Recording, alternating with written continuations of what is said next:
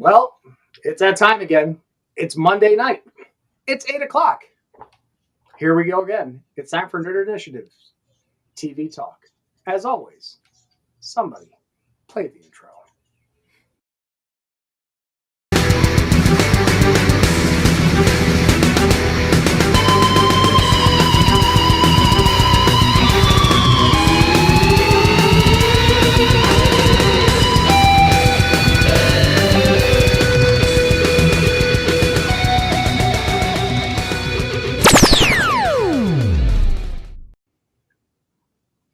I think I'm the wrong way on that. I don't care. It still looks good. Either way, big thanks to Cellphone Wallet Keys for making that. This is probably going to be the last time you see that for the foreseeable future. Obviously, we have another season coming up. But speaking of which, we are at the season finale, ladies and gentlemen, and Time Lords of everywhere across the internet. My name is Off the Cuff Tom, Nerd Initiatives Pop Culture Connoisseur. Now, because we're doing the season finale, that means I got to bring back some of my friends, some of my companions, as it were. So, ladies and gentlemen, let me bring on the diva of drinks, the finest of the Frauleins of foam, Miss Lauren from Geek News, and then also on the other side, the voice actor supreme. He is the cell phone, the wallet, the keys. You check them every single time before you head out the door, Mr. Mickey Smith. Guys, thank you so much for joining me this evening. I appreciate it. Always coming back. Obviously, this is what we signed up for. You guys got to do one episode, and now we're doing the big, huge roundtable. So thank you so very much. It is a pleasure having you guys again. Thank you for having us. This has been fun. Yeah, man. Yeah, thanks for that awesome intro. That's what I do. I didn't realize. There you go. Now you're on the right screen. So now looks like I'm looking at you instead of over here. Although I like that screen. So, yeah. I mean, thank you for the intro. I mean, you've done a wonderful job with that, Hoon review. So kudos to you for that one. And then, again, this is so great to be able to talk about a fantastic show that's been going as long as it is. And now that I've found some people like me who get to enjoy this and talk about this freely instead of, we can't talk about this. Not like Bruno. So I think all introductions are now taken care of, if I'm correct. Right? Yeah. Yeah. You sure? No. Tom, say the thing.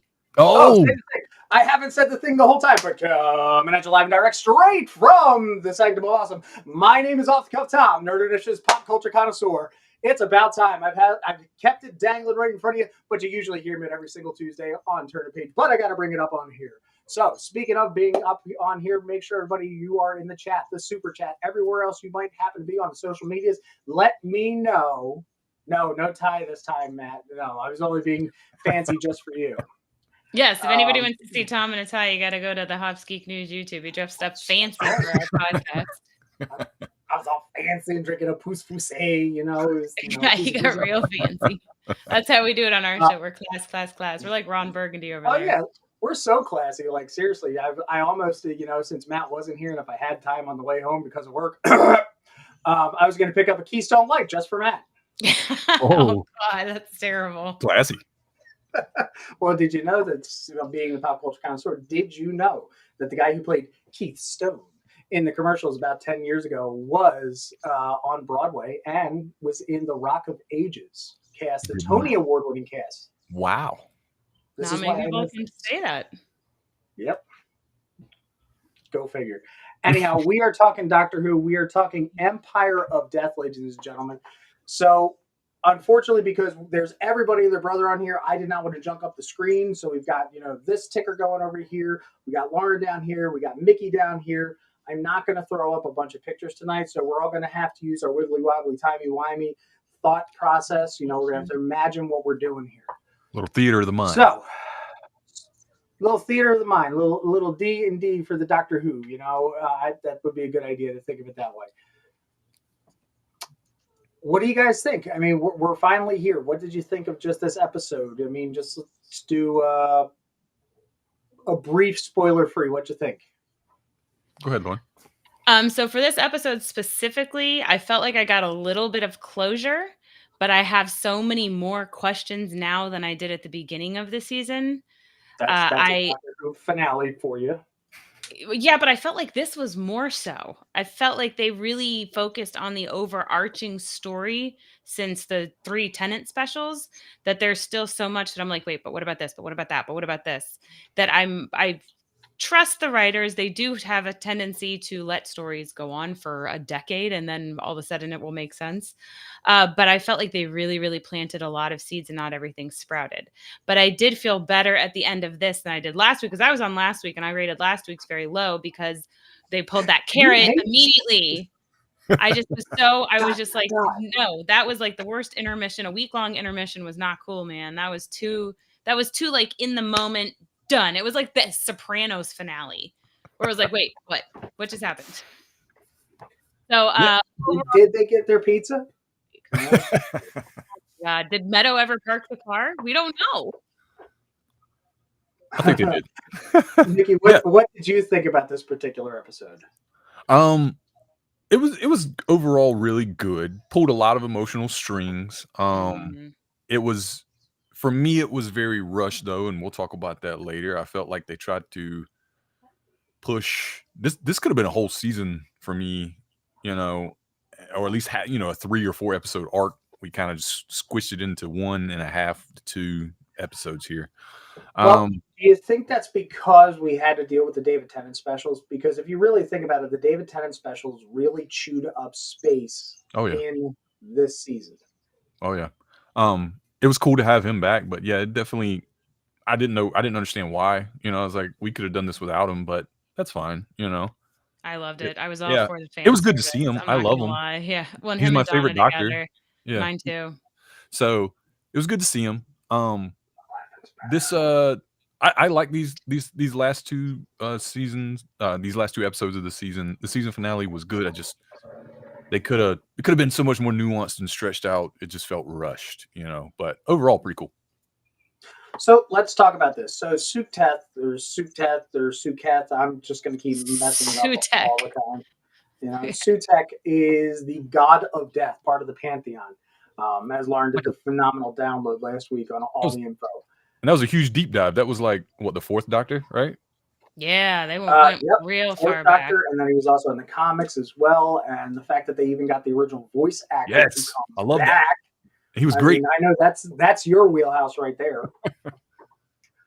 I thought that was great. And the whole idea of the sands of death and taking the character that had the really bad looking, Tutankhamun fugly looking mask thing, and then to make him this big, huge CGI Anubis with little minions with questionable face makeup. Because sometimes it's like, oh, and then others like, I can see your scenes. I thought that was fun, but 6 minutes into the episode, we start spreading out the sand of death. Yeah, that was. I think okay. So here's when they got. Are we doing spoilers now? We're spoilers. No, we're all into it. Let's just jump right in. So when they got Kate, I was like, no, I love her. We've seen her with many doctors. I was very upset. I was very heartbroken. And then they went for everybody, and I was like, oh, they're all going to come back. So I felt like it made that moment. That was my problem from the start. I knew it. I was like, none of this is going to like matter in the end. I don't feel like it's not going to stick. Yeah. I was like, this has to like really be something serious, like mean something. And I was like, I just had that feeling. I was like, everything's going to be okay at the end. And it kind of was. So. Yeah, but I almost felt like it was a little too easy. I do feel like Ruby's story was finalized. I felt completion with her. I'm okay with her being done and moving on. A very short companion, but I felt like they did. I have no questions left with her. But I have to completely agree the fact of the, hey, let's kill everybody in unit. I'm like, no. And I mentioned this already. Why do you do this? Every single time you go back to unit, you add more characters just to have that emotional heft. And they even brought the one guy back, didn't they? The one guy that Kate was so upset that I was like, oh shit, he's even back. At the end, when everybody, when we finally get the resolution and how we anti-life equation it back, is that's the best way I can figure it out. It's everybody, but you killed Rose, you killed Kate Lethbridge Stewart. You killed the new science dude. Like, cheers to him for also just having a fully loaded setup. Dude, that was awesome. I'm like, okay, so Nerf, are you gonna make that now? Like, here's the blaster segue from Nerf. But you knew without a doubt they weren't going to kill Rose. Like, no, that's Donna's daughter. There's no way in hell. Not do it. Then we cut, as the sands are going over, and we start to understand that the sands are literally everywhere. That Susan is the embodiment of death, of Sutek at every place that the TARDIS traveled. I was going to say everywhere he's landed, right? Like everywhere. Yep. The TARDIS has been, he's left a piece of himself there. Yeah. And the best part about it is that, the deep cuts that they were talking, Skaro, all kinds of other planets. And not only that, but it even went through time itself. So you could really think about it. The Weeping Angels, the, Blink, the spaceship, when we first meet Nardo, the Mondasian Cybermen. Like, it has this unbelievable domino effect that literally goes across space and time. So to really, really up the ante with that, I don't think we've really seen, thank you, Matt, seen something for me on that grand of a scale. I remember the Planet engine, which is a good one, where you had Barrowman and Fastest Temp and Chiswick and the Dr. Donna. But I still don't think that had the biggest oh shit moment for me. How about you guys? No, I agree. Yeah, definitely. It felt like really heavy, but then it was too easy of a fix for how long Sutek had been building this up.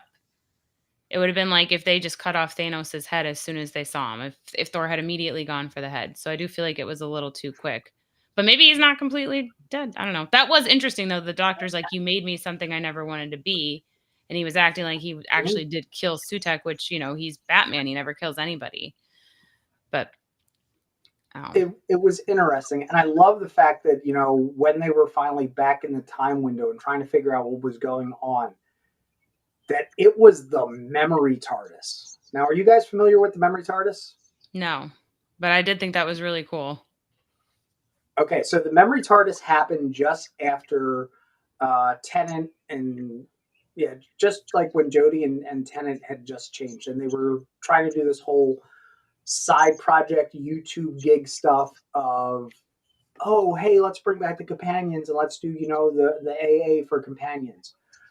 On the flip side, they were doing little mini YouTube pieces of the companions in this memory TARDIS that only appears when you are so locked into memories.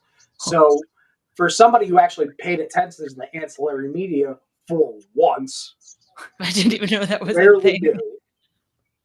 Oh, yeah, it's a thing.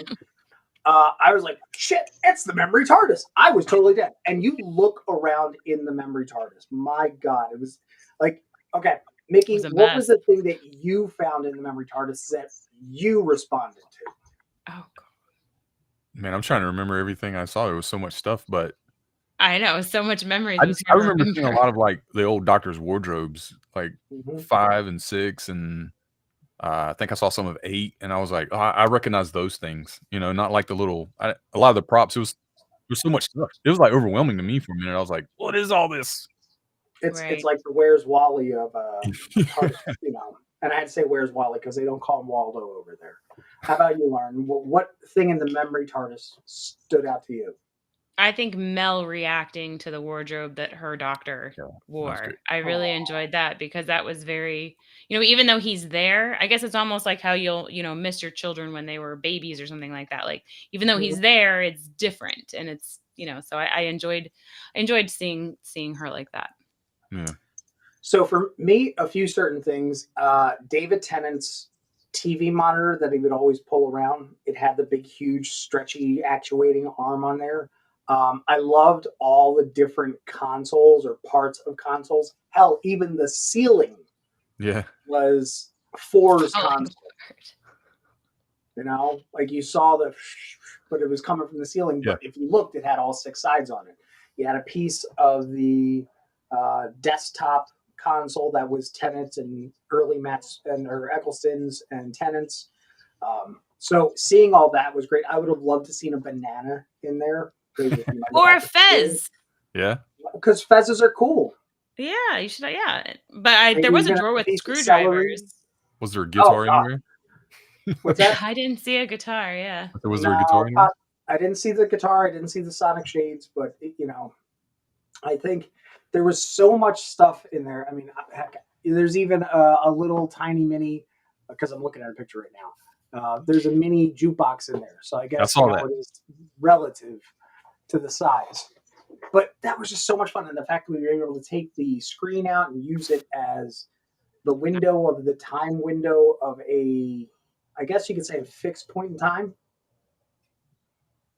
I guess so. using Yeah. the whole idea of memory being attached to the time and place. That's where I got that out of. Yeah. I thought that was pretty cool.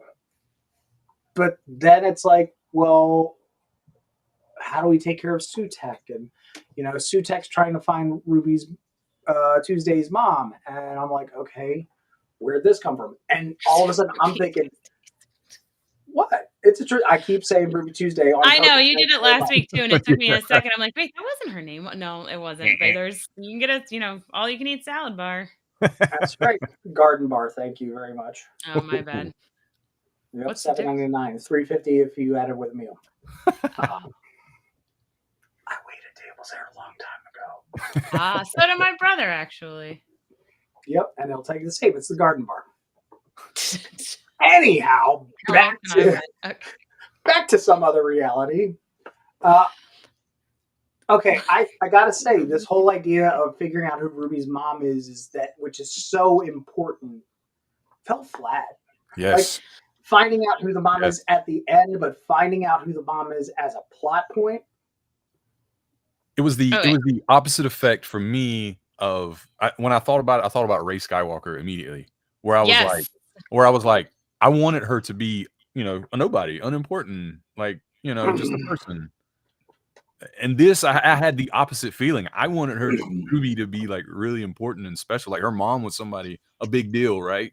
Mm-hmm. Because you see all these moments that are affected by that snow, which we kind of figure out that's something else, I think, there at the end of this episode with the old lady in all white, which was the neighbor. Mm-hmm. But yeah, I was just like, man, I wanted it to mean something more than just a person. I agree. And also the way they built it up in that moment where we thought we were about to find it out, like they really drew that out where you wanted that moment and they just like took it away. Yeah. Keep this PG-13, so I won't compare it to anything, but you can imagine what I'm thinking of, to where then you're just incredibly disappointed.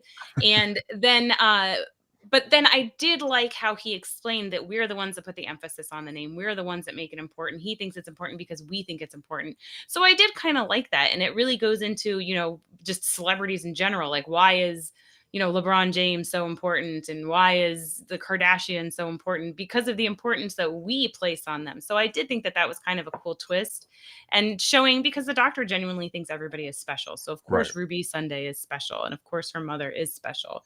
But it was funny because my mom kept having all these theories. She even called me and she's like, what if it's the doctor's daughter's daughter? And I was like, oh my gosh. She's like, she even looks like Georgia Tennant. And my mom was like going off, and I was like, these are great theories. I wish we had talked about this before I went on with Tom last week.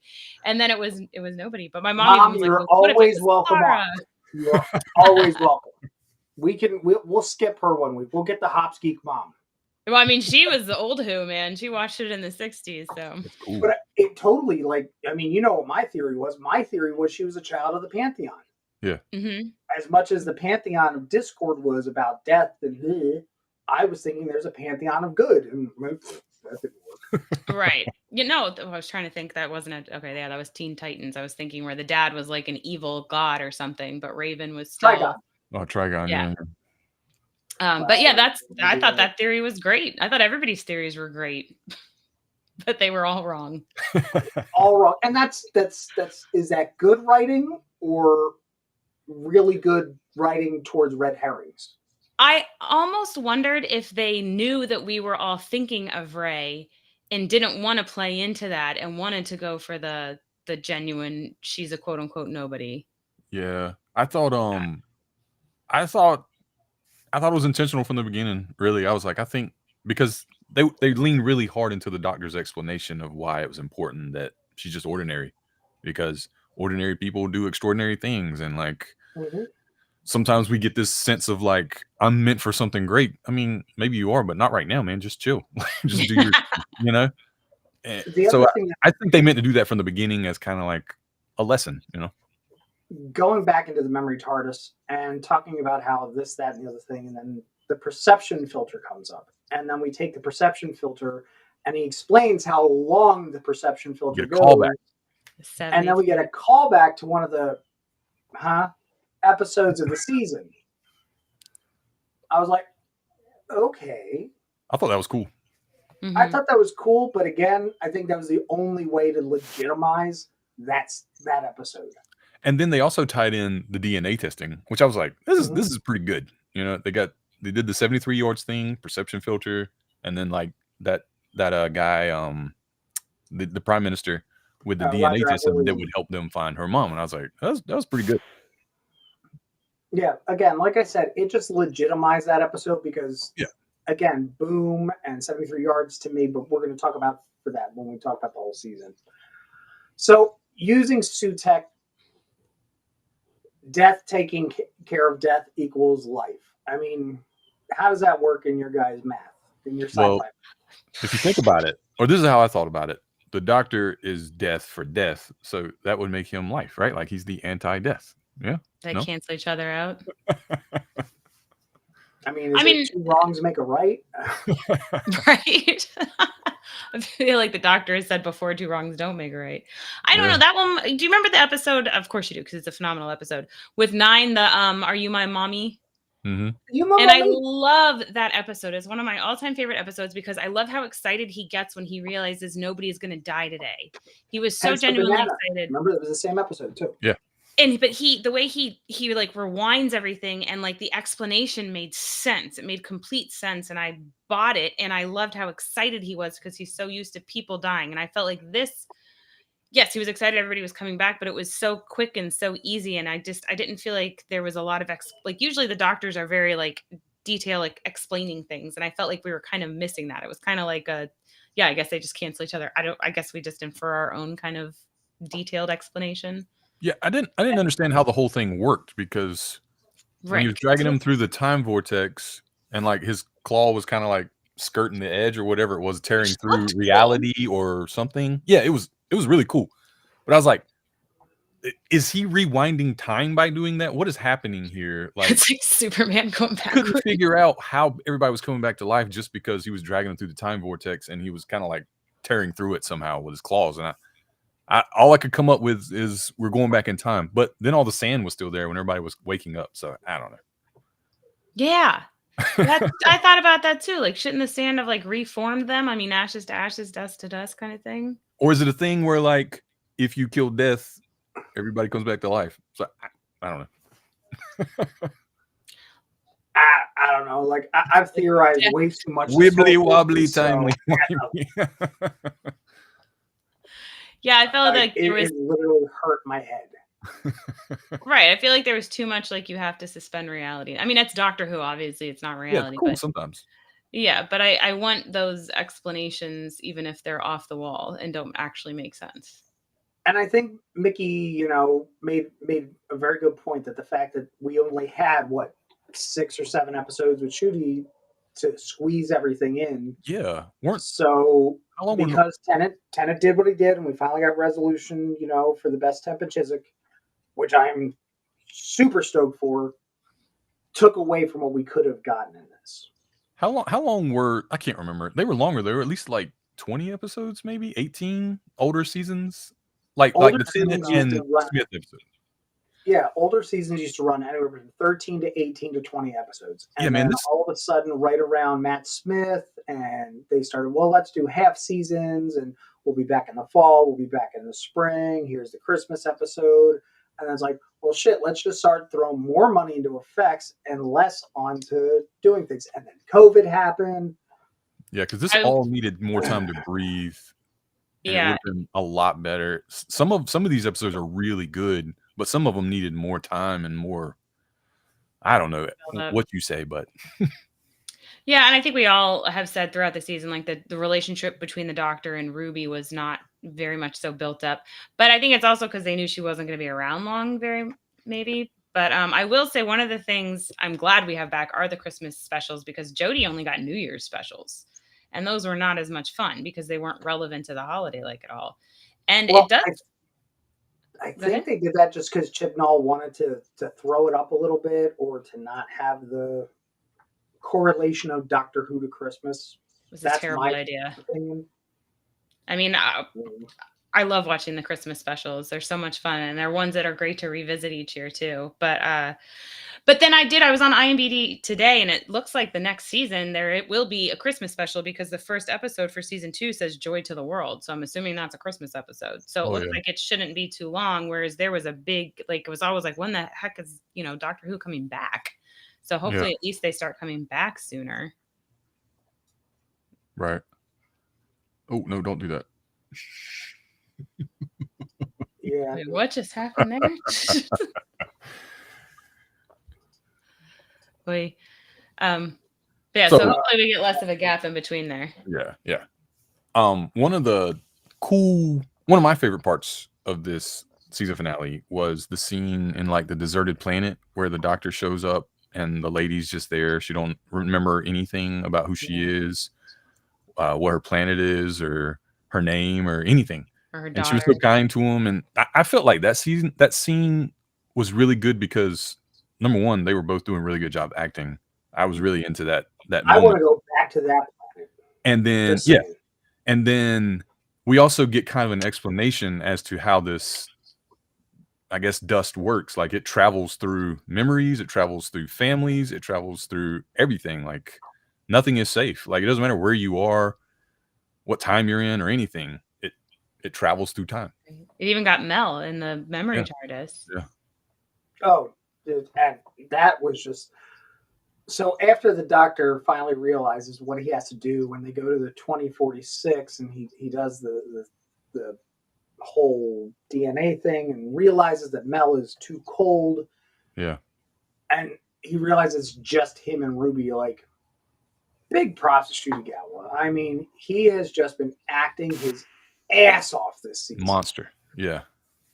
I mean, quite frankly, as much as he's having fun, he is putting that much more into the serious and dramatic role. Mm-hmm. He's been a powerhouse actor this whole season. Yeah. And I cannot wait to see where he goes with it. And we know that Millie Gibson is coming back. There has been some behind-the-scenes stuff. She's even announced that she'll be back, but her tenure is still wishy-washy. There's also the fact that there is, from what I've heard, a new companion coming, which I think is going to help bolster the show. Like you said, Lauren, the feeling between the Doctor and Ruby Tuesday is kind of genuinely disingenuous. That's my best friend. Why? Right. Yeah, that's not your best friend. Yeah, you guys just met. Plus, she's so young. That's how I'll never get over that, how little she is. That was a pretty cool, though. We like younger women, okay? Just saying. She's younger than my daughter. That's why it feels weird, because I'm old enough to be her mom. I understand that. Mom power is activated. But young girls have a tendency to kind of latch on pretty quick. Well, young people in general have a tendency to kind of latch on pretty quick to someone that's cool or they like. Yeah, and or she whatever. didn't have a father. Yeah, it was definitely a father-daughter kind of she looked up to him. I never got any ick or anything like that. Right. I thought that they handled that perfectly fine. Yeah. And they had a really emotional, parting there at the end where I was like, dang, man, I didn't feel a whole lot of like you said, like you guys said, their relationship was kind of wishy-washy to be what it was, but there at the end though, man, I was like, I'm feeling this. They're both killing it right now. Mm-hmm. I'm in the moment. This is great. I didn't like though when at the end with her mom, I wanted her to go find her mom. Obviously her mom did not want to give her up.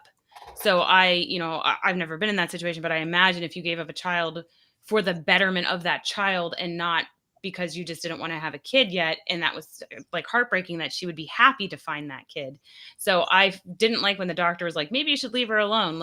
No, because I'm sure the mom's thinking about her every day. And I lost in that moment. I just the tears just started pouring. I thought that was such a beautiful moment and such a great, and I guess that's why I felt like Ruby's story was over. It was such a happy ending for her because she traveled through time and space to find out who her mother was. And it's just some random woman who's just trying to live her life that had a terrible childhood and wanted Ruby to have better.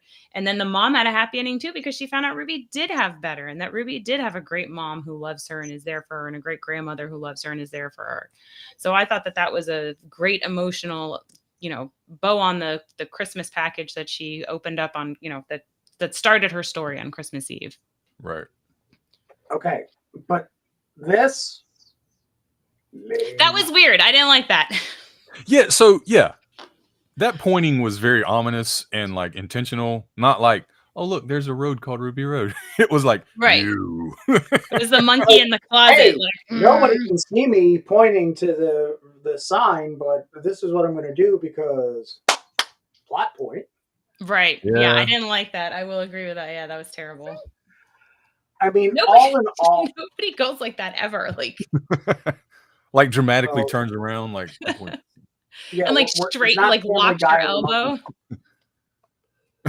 You couldn't see their face, but you just knew it was like a 100%. I farted sideways.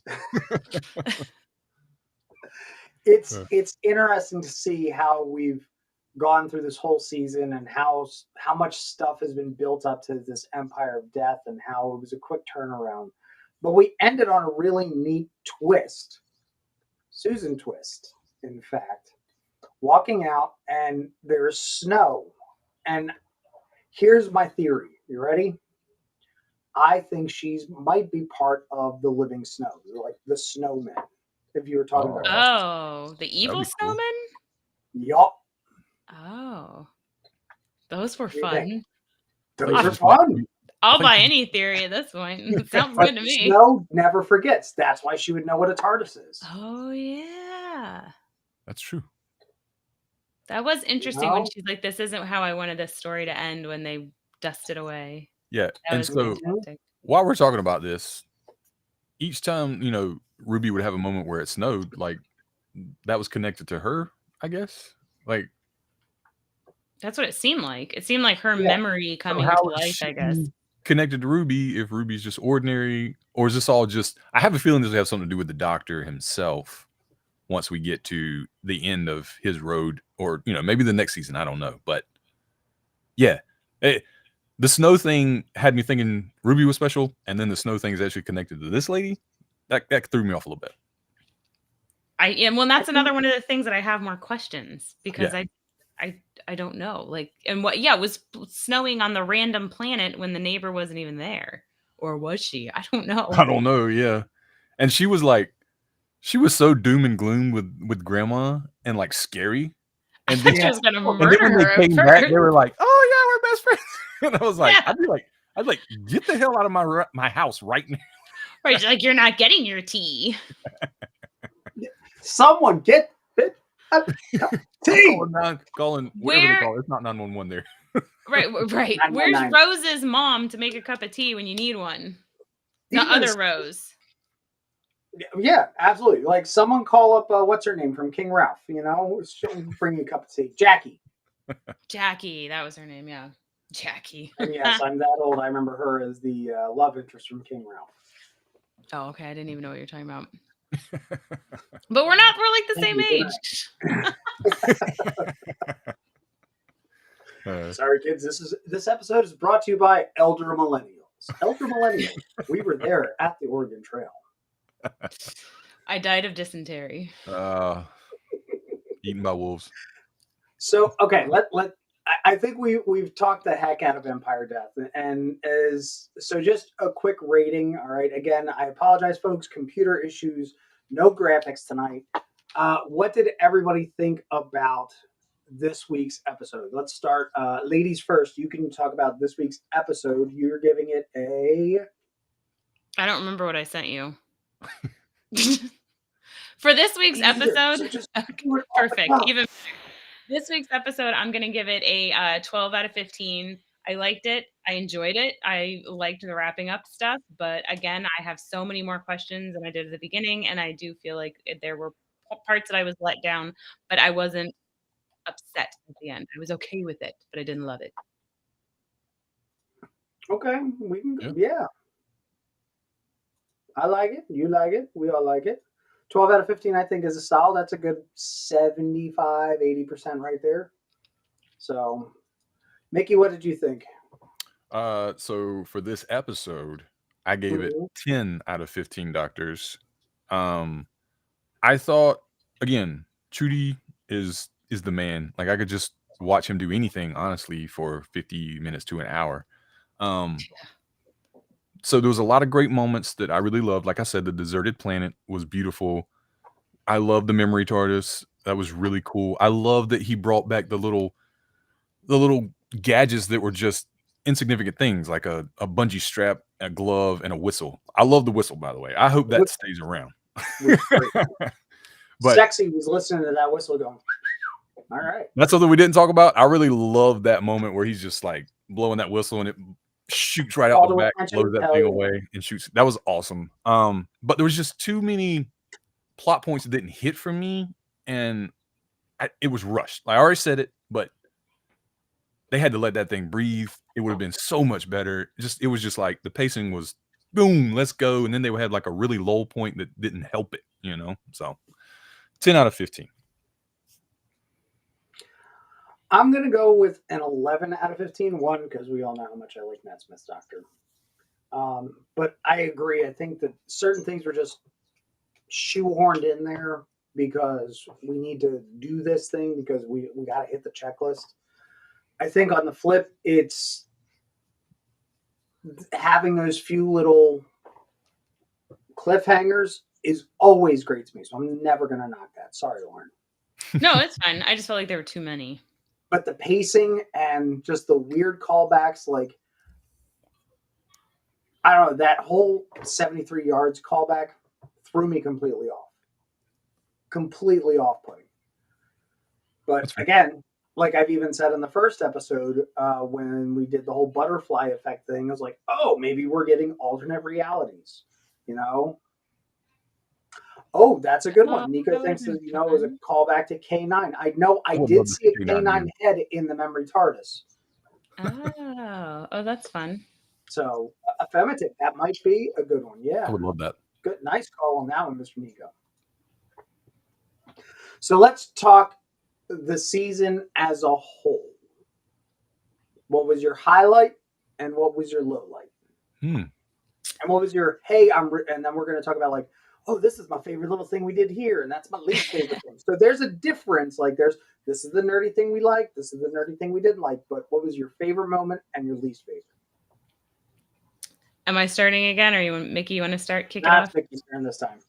Oh, I got to go first this time? Yeah, you got to go first this time.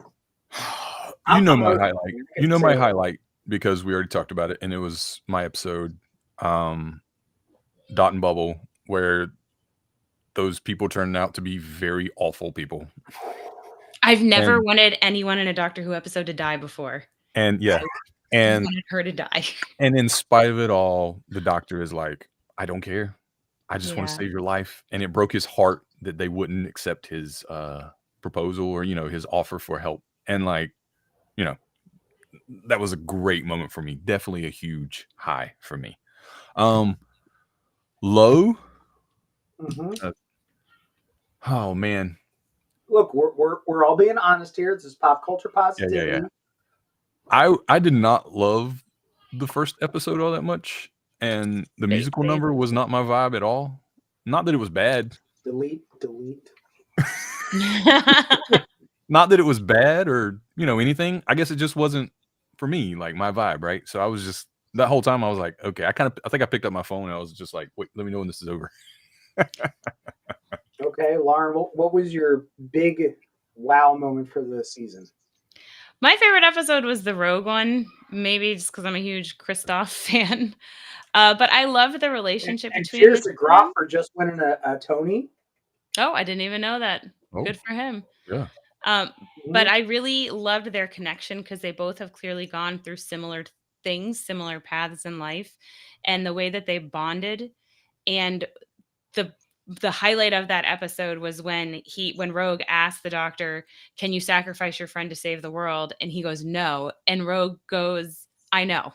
Like he knew that's what he was going to say because he knew that was the kind of person that he was. And then he sacrificed himself to save Ruby and essentially the world. And I absolutely loved that moment. And I was really hoping the finale was going to end with, okay, let's go find Rogue or something like, I don't, that story's not done. He better come back. Yeah. So I absolutely loved that scene. I really enjoyed that episode. It was a lot of fun, and it was very, who done it and this and that. And yeah, I thought that was fantastic. My least favorite moment, it was in Space Babies, was when the fart saved the day. I'm sorry. I That love was just so stupid. We're guys. You make a fart joke, we're good, man. Yeah, I mean, I'm a Kevin Smith fan. I appreciate a good, those kind of Yeah. jokes, but that was just like, really? And the talking babies were a little creepy, and I just, yeah, that one I was like, wow, is this what this whole season's going to be like? But I actually liked the music episode. I really liked the maestro and all that. I thought that was cool. Yeah, I think my high for this whole season was getting it to do it with you guys. Was getting it to chat with all of you guys. But my actually, there's one scene that's my same high and my low, to be quite frank. Mm. It's at the end of Dot and Bubble. Oh, okay. Yeah, I could see that. It's the same thing. It is so bittersweet because I could go on and probably do a whole thesaurus of words for the messed up mother, but the acting and how much that raw emotion, it evens out. They're both on the same level. Do not get me wrong. Rogue was a great episode. I'm a huge Bridgerton person, so I'm like, yeah. I've never even watched Bridgerton. Everybody, all the guys on Nerd Initiative should be watching this. You're missing out. Yes. My daughter watched it. She says it's really good. I do. I love the show. I also have a friend of mine who's the book smart one who's like, but that's not what they did.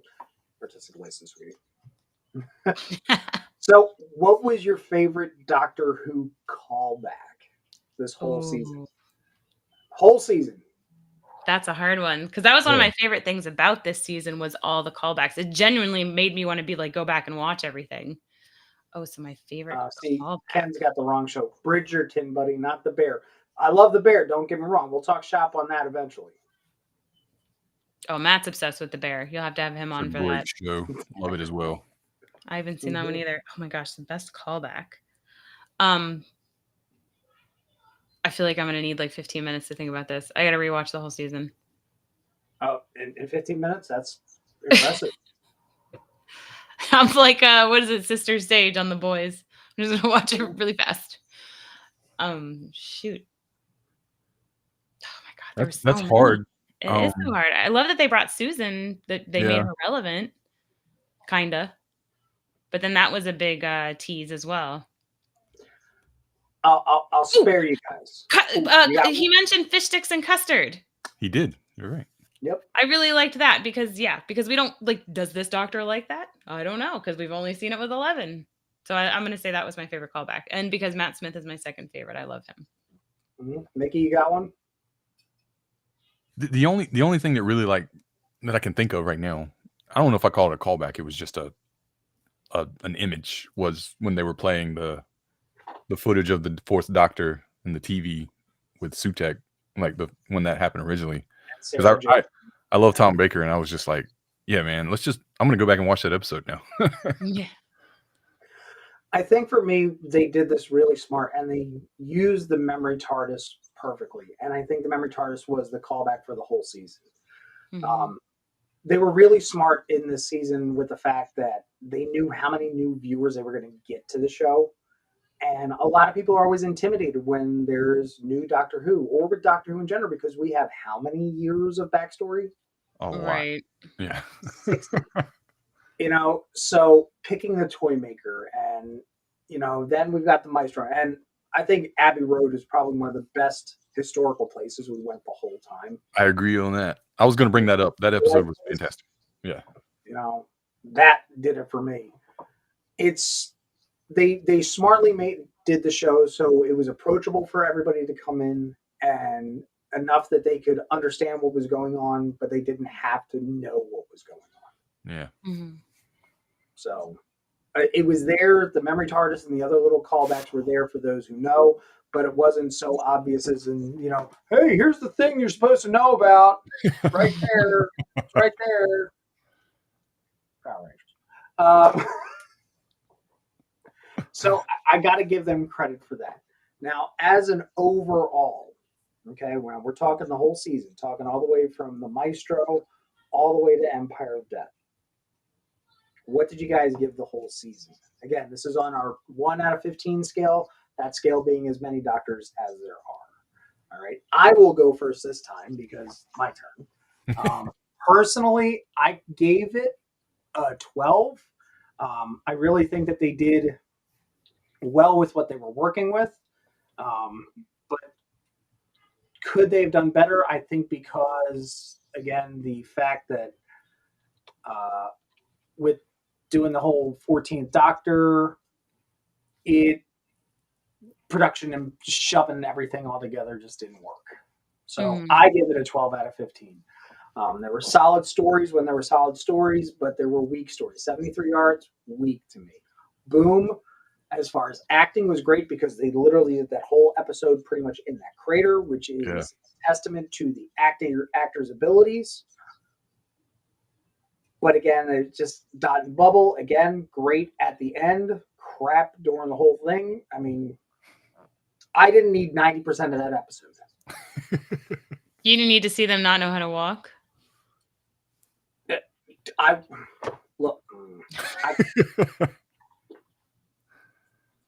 What the things I see every day at my job reminds me of dot and bubble. It's oh, jeez. Okay?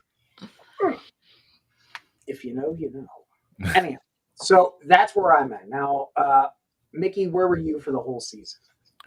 Whole season? Whole season. Yeah, I gave it 11 out of 15 doctors. I want to say this again. I sound like I'm beating a dead horse here. That's all right. We needed more episodes. Space this thing out. Let it breathe. Right. Those last 2 episodes should have been 3 episodes. We should have had a few more things here and there to strengthen these plot points and these strings that they wanted to finish off for this season. Mm-hmm. I think it was a great first season for Ncuti Gatwa. It gave us our introduction to him. I feel like I understand what kind of doctor he's going to be going forward.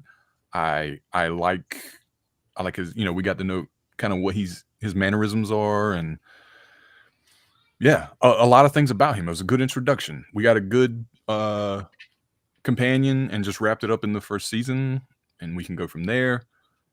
It was, you already said the acting, holy crap, like the whole season was full of great dialogue and great interactions between characters. So many great Who moments. As you said, Abbey Road, that whole episode was amazing. The Devil's Cord. Yeah, I really liked it. I should have talked more about that in my, best moments. Mm-hmm. So we got a lot of good historical stuff. We got a lot of good, like, doomsday stuff. We got a lot of good babies. We had fun moments. I prefer dinosaurs in space. Moments of hope. We had everything in this episode. It could have been stronger if it had been stretched out a little more. There you go. Mm-hmm. Well, I mean, they could even do. I mean, I don't want to know what what's going on behind the scenes, but they could have. I felt like some of the episodes just needed to be a little longer, and it's like not like you have to fit it in prime time on BBC anymore. I don't know if they still try to get it into a certain thing for reruns, or I don't know what the contracts say and whatnot. But they got to stay in that little box. Right, that's kind of what I figured as much. But I guess I don't know. It's like just a little bit more. I would have rather one long episode in the finale than have it broken up. Kept the momentum. I'd be okay with a double episode for the finale. Give me an hour and a half. Give me an hour and a half. Give me a made-for-TV movie. I don't know. Maybe next time I just need to have self-control and wait and watch them together. Yeah. It worked for Paul McGann. Why not? Just saying. Yeah. All right, Lauren. So overall, the whole season, what do you think? So much like you both did, I'm going to rate this one above what I rated the finale because I enjoyed the overall season more than the finale. So I gave it a 12 for the finale. So I'm giving this a 13 out of 15. Again, I really like Ncuti. Can't wait to see more of him. I thought it was really interesting that he had a different outfit every time. I don't think we've ever seen that before. It's like how funny he changes clothes. He came back to the same outfit at the end of the. I did the notice finale. that at the very end, yes. But we saw him in not just in period pieces. We saw him in just whatever he wanted to wear. Hoping we get more callbacks. I really, really enjoyed all the callbacks. I know I've said that multiple times, but it's just Doctor Who always feels like different people. It doesn't always feel like the same person. And this felt more like, okay, these are the same person. Yeah, I think I'm just more excited for what it set up than how I felt about this season. That's fair. Agreed. I think that they're really smart in the way they handle that. With everything else going on, I mean, is there anything you really want to see happening in the next season? Do we want a particular character to come back besides Rogue? Oh, yeah. I was going to say Susan. He even said that was my fault. I never looked for her. You know, do we want Susan? I mean, do you think that they really did the dig for Susan just because it was a really good dig? I mean, it's been 60 years. Why? I'm going to be the skeptic and go, why do I need Susan at this point?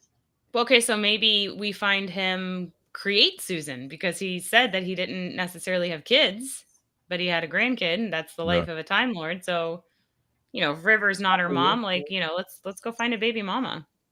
Okay. And Rogue, so I don't know what I'm saying, so never mind.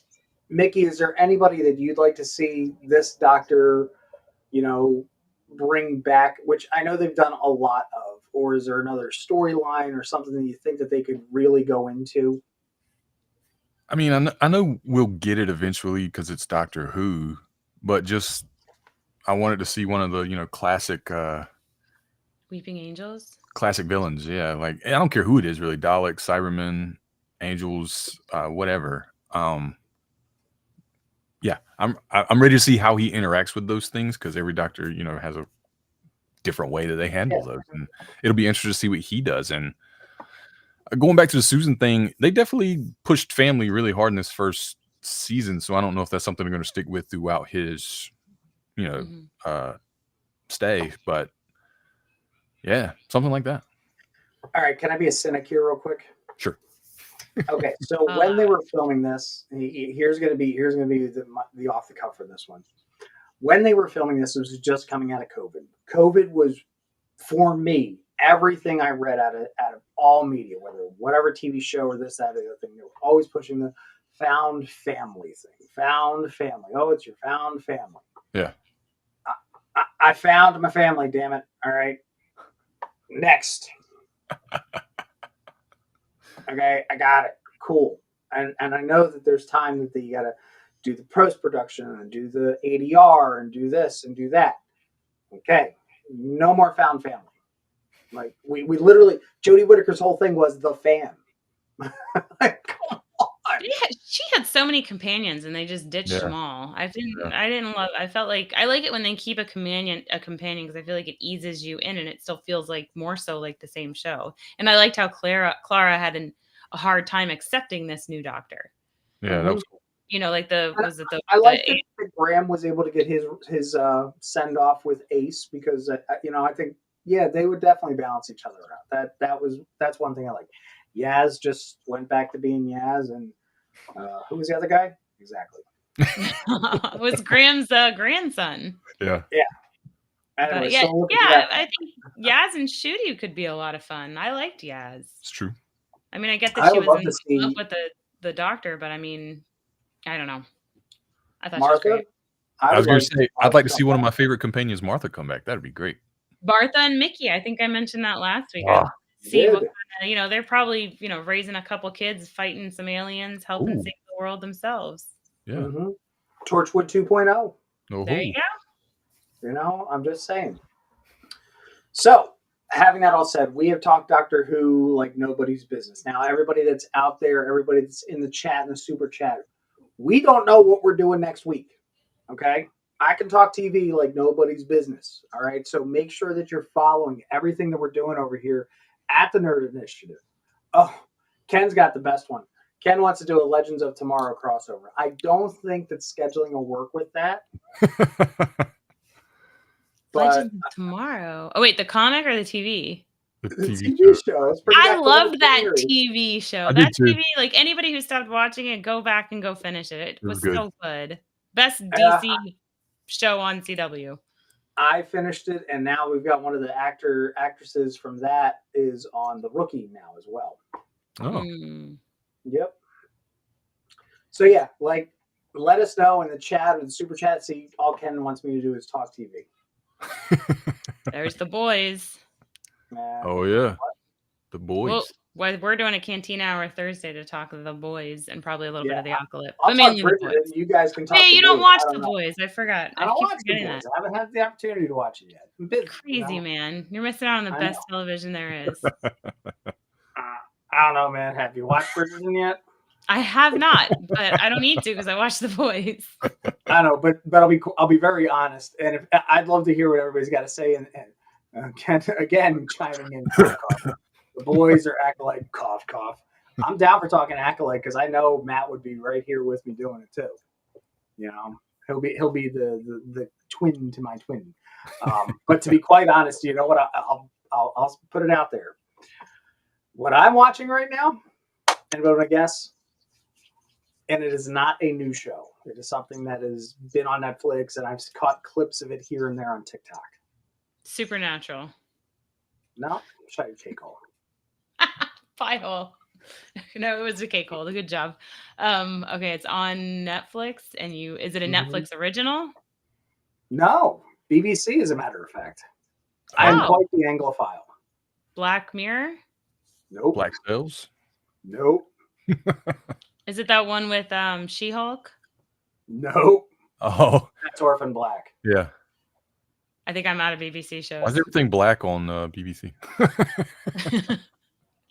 Call the Midwife. Oh, you did mention that. So Okay. I actually watched, I think, season 1 last time I was pregnant.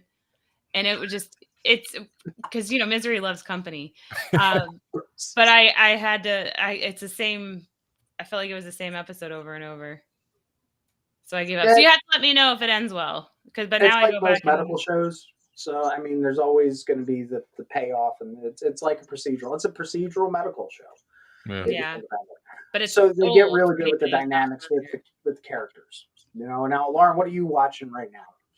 Just an idea. I mean, besides The Boys. Besides The Boys, I just watched The Boys on repeat and Supernatural. No, I'm actually torturing myself by rewatching everything X-Men and Wolverine right now. Not all torture, but I am on the Phoenix right now.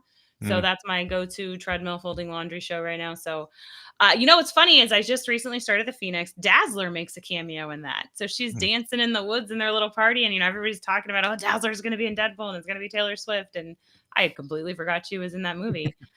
So I'm going through all of those. And, we're going to do some episodes before the movie. And obviously I'm a huge Wolverine fan. So no Dark Phoenix. That one probably is the worst. I will definitely not be watching New Mutants again. I cannot do that to myself. That's where I draw the line. I haven't even watched it. I even have a copy of New Mutants #1, and I'm like, I just can't do it. And I like Anna Taylor-Joy, but still, I just can't do it. There you go. Ken says specifically, no.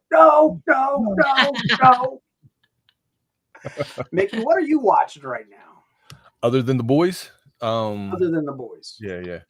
I missed the show when it came out, but Abbott Elementary, like me and the wife are kind of binging that, and it's fantastic. By the way, we're almost on season 4, or I don't know if there is a season 4. We're in season 3 right now, almost done. And man, I'm telling you, that's good. That's good sitcom. I've heard great things about it. I honestly haven't watched network comedy in a long time because I think that nothing can live up to How I Met Your Mother. Yeah. It's funny. It's heartwarming. I learned a lot of things that, I didn't know about, like, low income schools and, all the troubles they go through.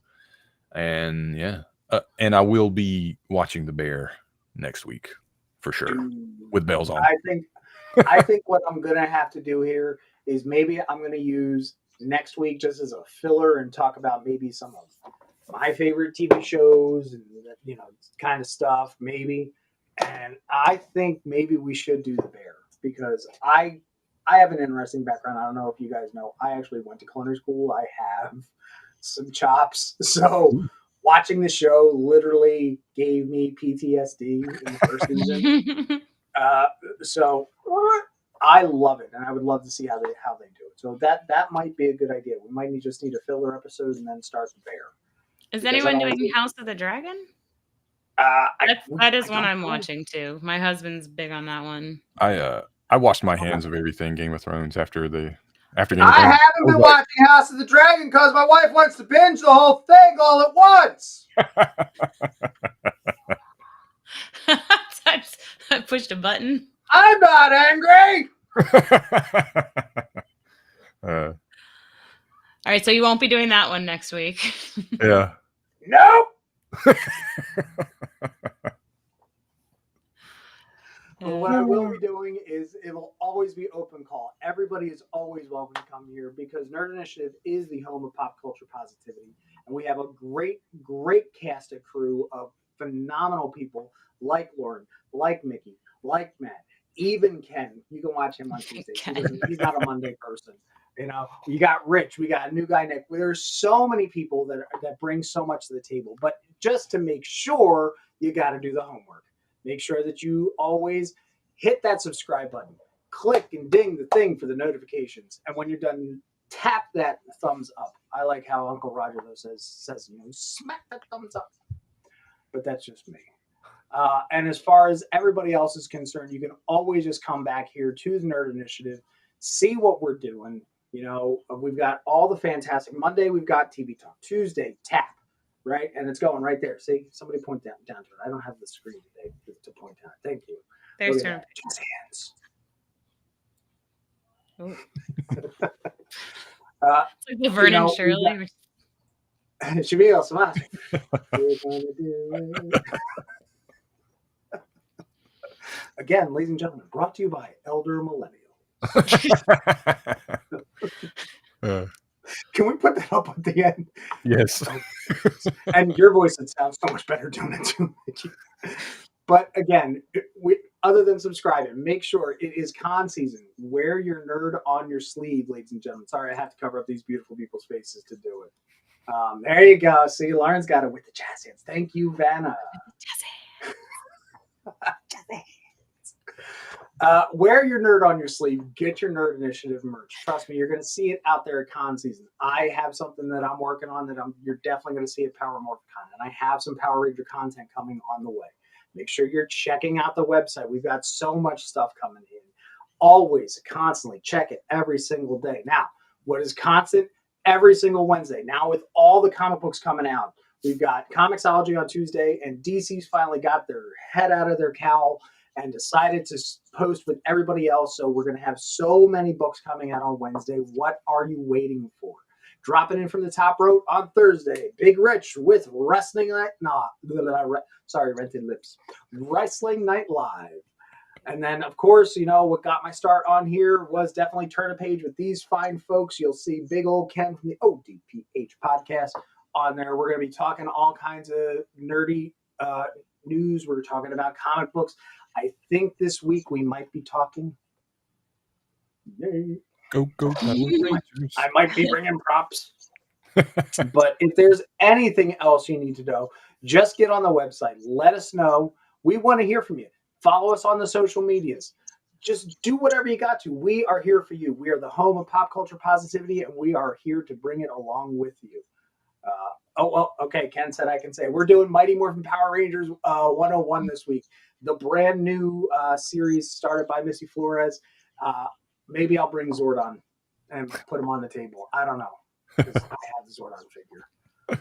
Anyhow, other than that, having that said, ladies and gentlemen, once again, coming at you live and direct straight from the Sanctum of Awesome, my name is Off the Cuff Tom. It has been a pleasure talking Doctor Who with you, and I cannot wait to see you next week with all my wonderful friends here from Nerd Initiative, but more importantly, see you with you. As I always used to say when I was a streamer,